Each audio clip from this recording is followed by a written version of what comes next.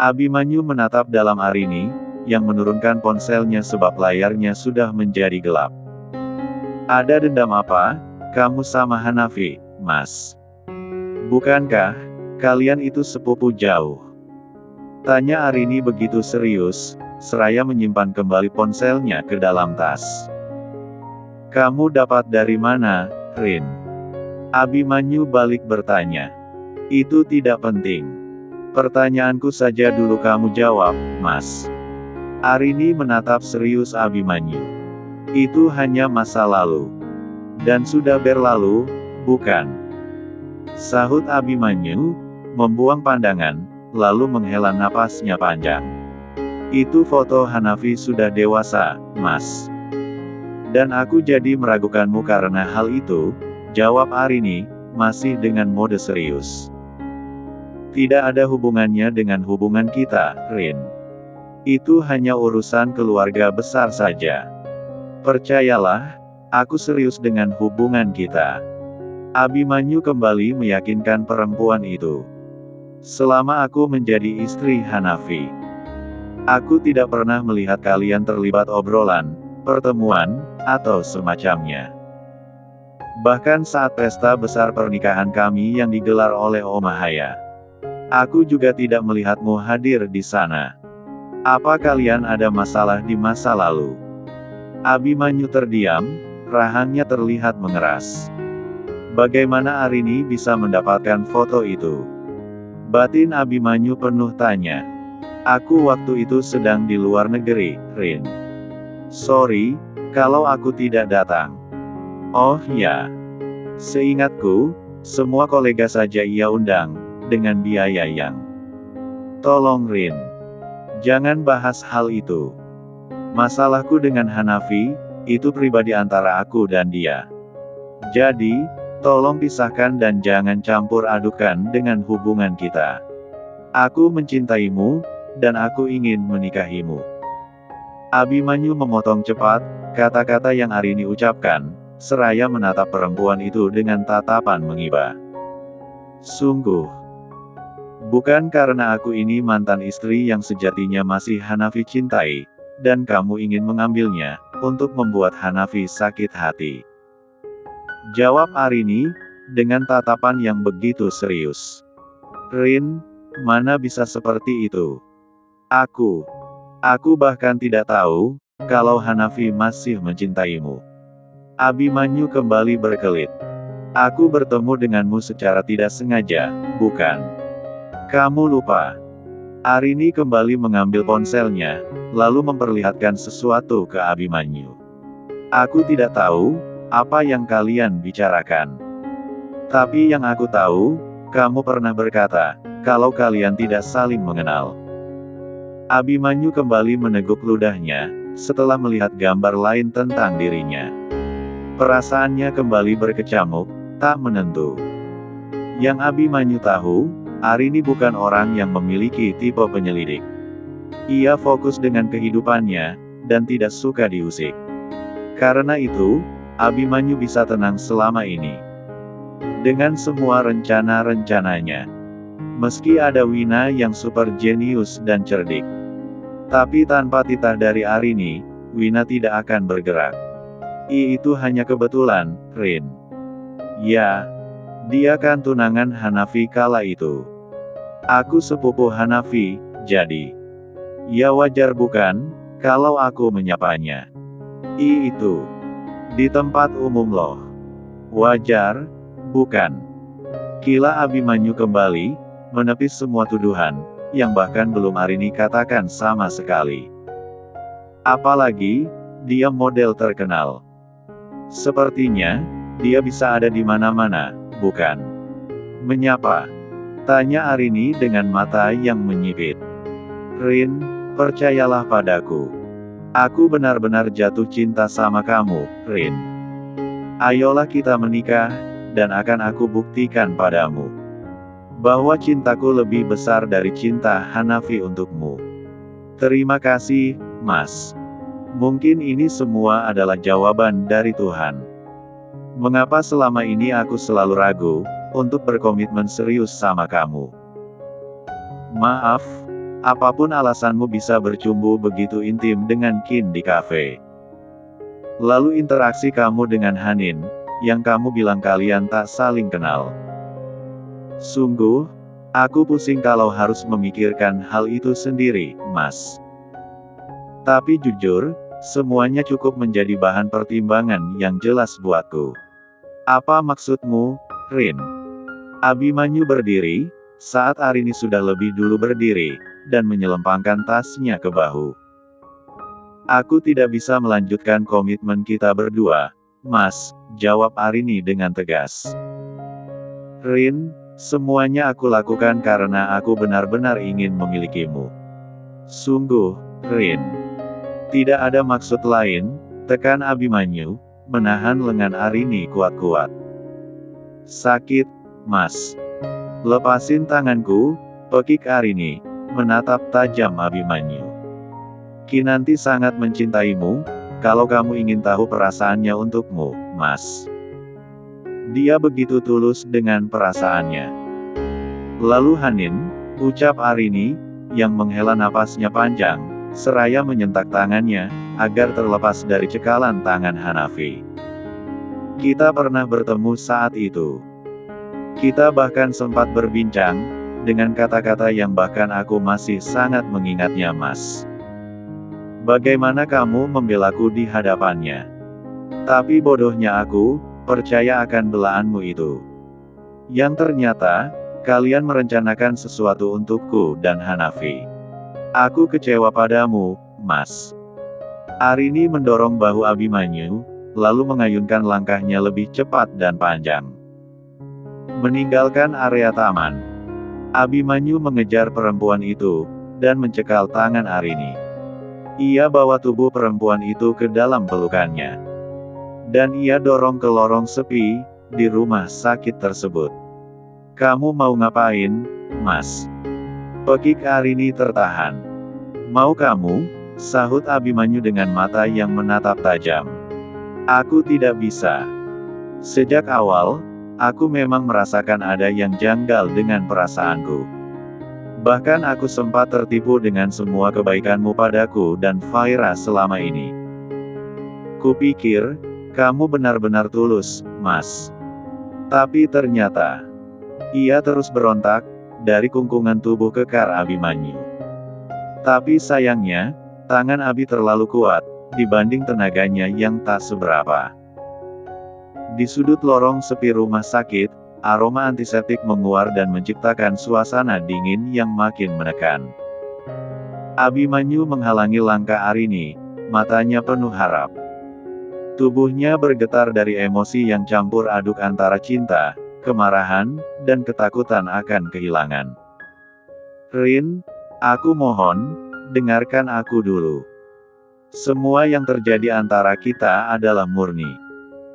Aku tidak pernah bermaksud membohongi apalagi menyakiti kamu, ujarnya dengan suara parau, menahan lengan Arini agar tidak pergi. Arini menatap tajam, tatapannya seperti balok es yang menusuk. Tidak ada yang perlu dijelaskan, Mas. Semuanya sudah jelas. Perlu kamu tahu, Mas. Hal yang aku sesali dari perceraianku dengan Hanafi hanya satu. Ketidakjujuranku yang akhirnya membawa kehancuran. Karena itu, ketika hubungan kita diawali dengan kebohongan, aku sudah bisa menebak, akan kemana arah tujuannya nanti. Ada kekecewaan yang mendalam dalam nada suaranya. Semua demi hubungan kita, Rin. Aku tulus sama kamu, sama Faira. Tolong pertimbangkan itu. Abimanyu mendesak, suaranya terdengar lebih tinggi, penuh emosi. Dia menarik Arini lebih dekat, mencoba menangkap gelembung-gelembung harapan yang perlahan-lahan menghilang. Mas, jangan memaksaku. Arini merenggut tangannya, tetapi Abimanyu justru mencengkeramnya lebih erat. Kamu bahkan tahu, perasaanku ke Hanafi masih sama. Lalu kamu dan Hanin, apa yang kalian bicarakan? Bahkan otakku yang keras ini sudah bisa menebaknya, Mas. Kenapa sih, harus kamu sembunyikan? Sementara kamu tahu, Aku yang pernah hancur karena kebohongan, pastinya akan lebih hati-hati dengan hal tersebut. Lalu, apa yang aku harapkan dari hubungan kita, Mas? Kepercayaan. Wajah Abimanyu memucat. Dia mengingat saat bersenang-senang dengan Kinanti, betapa dekatnya hubungan mereka tanpa direncanakan. Dan memang terjadi sebab ia mabuk. Lalu pertemuannya dengan Hanin, yang memang tak sengaja. Tapi lantas membuatnya berpikir cepat, dan mereka merencanakan hal yang bahkan sampai saat ini belum selesai. Kenangan itu kini menjadi racun, meracuni hubungan yang dia bangun dengan Arini. Aku menyesal, Arini. Tolong dengarkan aku dulu. Aku sama Hanin hanya membicarakan tentang pernikahannya dengan Hanafi kala itu. Tidak lain. Dia mulai merusuh seiring dengan meningkatnya ketegangan. Arini menatap Abimanyu dengan mata basah, air mata mulai menggenang di sudut matanya. Sudahlah, Mas. Hanin itu temanku, dulu. Aku paham, seperti apa sifat dan tabiatnya. Dan untukmu. Terima kasih, sudah pernah singgah, dan memberikan kami secercah harapan. Kini, mari kita hidup masing-masing. Dan sepertinya memang aku akan memikirkan tawaran papanya Faira, untuk kembali. Tapi aku mencintaimu, Rin. Itu yang penting. Suaranya mulai pecah, menggambarkan kerentanan yang tidak biasa baginya. Cinta tidak cukup, Mas Abimanyu. Cinta bukan alasan untuk memaksa seseorang bertahan di situasi yang menyakitkan. Aku pikir, dulu antara aku dan Hanafi juga tidak berlandaskan cinta saat kami menikah. Karena itu aku siap berkomitmen denganmu, yang tampak begitu tulus memberikan kami cinta. Lalu kamu mengawalinya dengan sebuah misi rahasia, yang berbalut kebohongan. Untuk apa, Mas? Sekali lagi aku tegaskan. Hubunganku dengan Hanafi hancur, itu sebab aku yang tidak jujur dengannya. Kesalahan yang terjadi adalah, aku melakukan kecurangan yang dibumbui kebohongan. Dan kini aku mengerti, kalau cinta itu butuh kejujuran, dan cinta harus dibangun di atas kepercayaan. Tanpa kepercayaan, apa yang tersisa? Dengan satu gerakan, Arini menarik tangannya, lalu meloloskan diri dari kungkungan Abimanyu. Kehancuran. Abimanyu merasakan hatinya hancur saat mendengar kata-kata Arini itu. Dia melangkah mundur, merasa seakan dunia sekitarnya runtuh. Jadi, kamu mencampakkanku, Rin. Jika kamu mencintaiku, kamu akan mengerti keputusan ini. Arini berbalik, mengalihkan pandangan dari wajahnya. Dia tidak ingin melihat rasa sakit yang terukir di wajah Abimanyu, meski hatinya remuk. Rin, tunggu. Teriak Abimanyu, tetapi dia sudah melangkah pergi, langkahnya mantap dan penuh ketegasan. Lorong kosong itu kini terasa lebih sepi, hanya ada gema suara langkahnya, menggema dalam kesunyian yang menusuk. Perasaan hampa mengisi dada Abimanyu. Dia merasakan kekosongan yang dalam, seolah dia baru saja kehilangan segalanya. Rasa kecewa menggelayut di hatinya, menuntut jawaban yang tidak akan pernah dia dapatkan. Dalam momen itu, dia tahu bahwa cinta bisa menyakiti lebih dalam daripada kebohongan yang pernah dibangun. Ini belum selesai, Arini. Aku tidak akan berhenti sampai di sini. Aku akan buat, kalian tidak akan bisa kembali bersatu. Kau akan jadi milikku, dan aku akan melihat, bagaimana hancurnya Hanafi, kala perempuan yang ia cintai tak akan pernah bisa ia miliki lagi, untuk selamanya. Abimanyu mengepalkan tangannya, lalu beranjak pergi dari tempat itu, penuh kemarahan. Saat Abimanyu berlalu, Wina muncul dari balik tembok lain, menatap kepergian Abimanyu, lalu menghela napasnya panjang. Harusnya gue peka dari dulu, gak sih? Percaya sama omongan Rizal, Kalau si Abi itu lebih brengsek dari si Prima, gumamnya lirih, menatap siluet Abimanyu yang telah berlalu dan menghilang di pembelokan lorong. Arini berjalan cepat, menuju ruang perawatan putrinya. Ia ketuk pintu, dan lalu masuk ke dalam. Hanafi tersenyum, saat melihat Arini kembali sendiri. Faira menatap ibunya, lalu menerima pelukannya dengan hangat. Mama menangis. Tanyanya tampak peduli. Gak apa-apa, sayang. Mama hanya kelilipan tadi waktu jalan mau ke sini, sahut Arini, mengusap wajahnya yang masih menyisakan sedikit basah di sudut matanya. Om Abina, mana? Tanya Faira, menatap ke arah pintu yang tertutup. Om Abi ada urusan katanya. Jadi langsung pulang. Fei mau makan. Sudah. Papa yang cuapin, sahut Faira bersemangat. Anak pintar. Kalau makannya banyak, Faira pasti cepat sehat, balas Arini, mencubit gemas kedua pipi gembil sang putri. Iya. Fei mau tepat cembuh. Tata papa, kalau Fei cembuh, papa sama mama mau tepat-tepat buatin adik bayi buat Fei. Iya tanpa. Gadis kecil itu menatap ke arah Hanafi. Lantas tatapan Arini dan Hanafi bertabrakan begitu saja. Hanafi tersenyum manis, dibalas helaan napas panjang oleh Arini. Faira. Dengar mama ya, nak. Membuat adik bayi itu, butuh proses. Gak bisa dibikin langsung jadi, sayang. Jadi, semuanya pakai proses. Seperti kita itu, tanam biji biar tumbuh. Jadi tanaman. Fei mengerti. Jelas Arini. Oh. Ngerti. Tapi, berapa lama prosesnya, Ma? Lama dak. Ya gak tahu.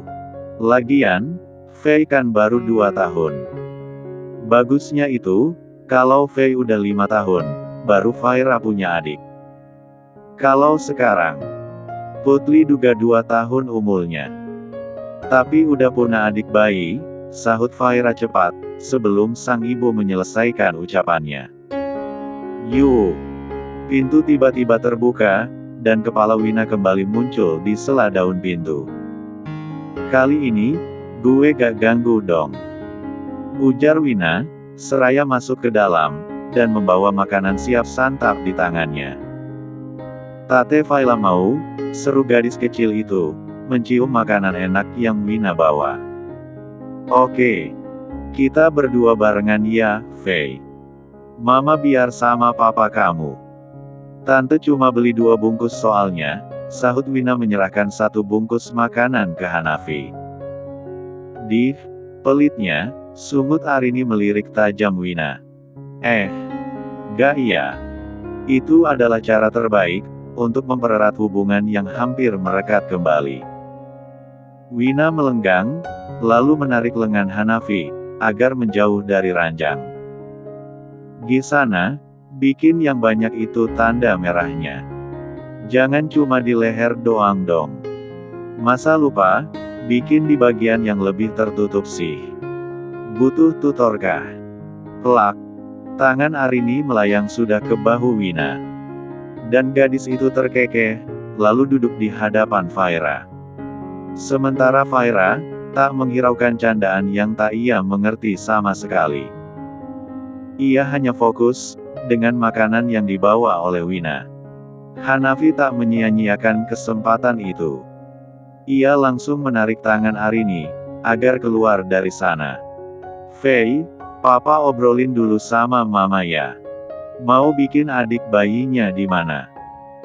Faira sama Tante Wina dulu, oke, ujar Hanafi, mengerling ke Wina, dan Wina mengacungkan jempolnya tanda setuju. Entar Om Rizal kesini, bawa mainan Faira kok. Katanya udah di jalan, udah mau sampai. Wina mendelik mendengar nama itu disebut oleh Hanafi. Gak usah sok kaget. Senang kan lo? Ketemu dia. Awas ya, jangan ajarin anak gue adegan yang aneh-aneh. Gue gampar kalian berdua, sampai ke kutub utara. Apa sih? Gisana pergi, usir Wina, sejujurnya kesal. Kenapa harus Rizal datang? Ia sedang tidak ingin bertemu dengannya. Meski sejak semalam mereka terus bertukar kabar. Tapi untuk bertemu, Wina masih enggan. Lalu Arini dan Hanafi menuju ke parkiran.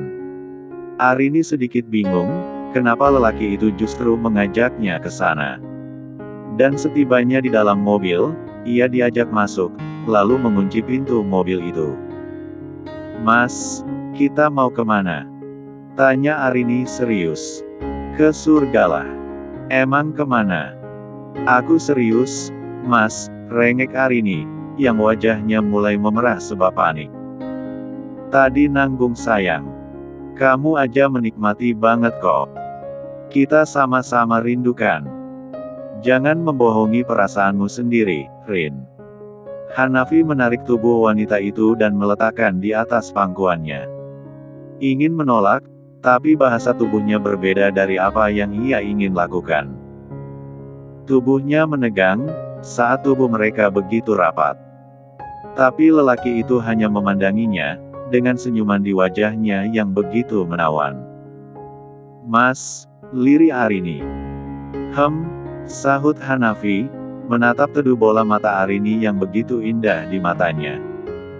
"Ngobrolin apa aja, sama Abimanyu. Kamu sudah memutuskannya, kan?" Dia rupanya bersekongkol dengan Hanin. "Apa ini ada hubungannya denganmu, Mas?" tanya Arini, tubuhnya mulai rileks dan tenang. Meski debar jantungnya berpacu begitu hebat. "Cium aku dulu, baru aku jawab." Hanafi sengaja menggodanya. Moduskan." Nyebelin, sungut Arini, hendak turun dari pangkuan Hanafi. "Set, aku suka posisi seperti ini." "Aku serius, Mas," tekan Arini, menatap Hanafi dengan wajah yang cemberut. "Rizal tadi bilang, Wina menghubunginya semalam, dan menanyakan tentang Abimanyu." "Ya sudah, aku tahu, kamu pasti ingin tahu siapa dia, kan?" Arini terdiam, meremas rok lebarnya yang menutupi kakinya. Sementara Hanafi, melingkarkan kedua tangannya ke pinggang Arini. "Sekarang kamu sudah tahu siapa Abimanyu. Jadi, apa keputusanmu?" tanya Hanafi, menggerakkan tubuhnya, maju dan menarik tubuh Arini agar lebih rapat dengannya.